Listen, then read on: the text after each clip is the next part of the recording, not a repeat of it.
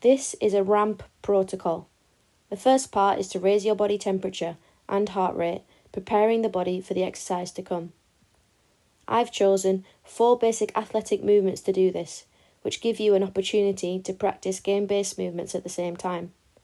These are jogging, lateral shuffles to the right and to the left, backpedaling and skipping. All of these movements are likely to happen in game-based scenarios. Now it's important to get focused on what you're doing and how well you're doing it. Usually warm-ups are neglected or not given much thought.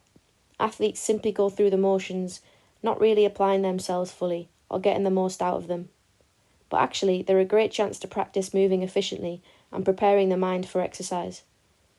A 15-minute warm-up completed 4 times per week for 12 weeks is 12 hours of training time, so it's vital warm-ups are taken seriously, utilised and thought of as actual training.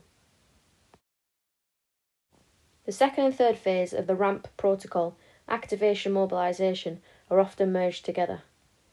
Performing this part first allows you to maintain body temperature whilst completing important stretches before any explosive movements happen in the next phase.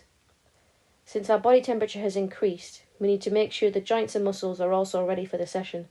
So here's 3 simple exercises to loosen off the hips, hamstrings and upper back. You can add more in if you feel you need to before you move on, but I think these 3 hit the most important areas. Just make sure you complete lots of reps and perform each one all the way to the 20-metre cone and walk back. The activation part of the ramp protocol starts to bridge the gap between general exercises and more specific movements, whilst working towards the same intensity of the subsequent session.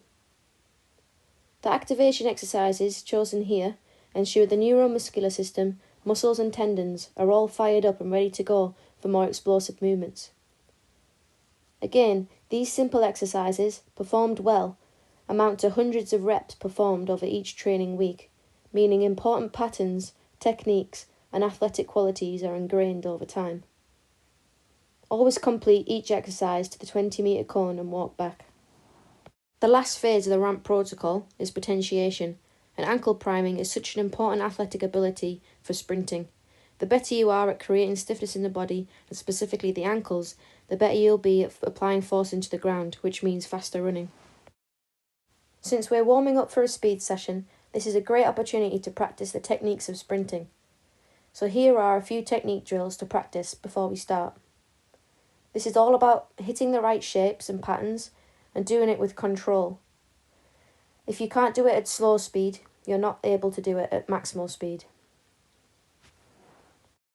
Before we move on to the actual session content, it's important to note that all of these drills must be performed with maximal intent, otherwise you're not training speed.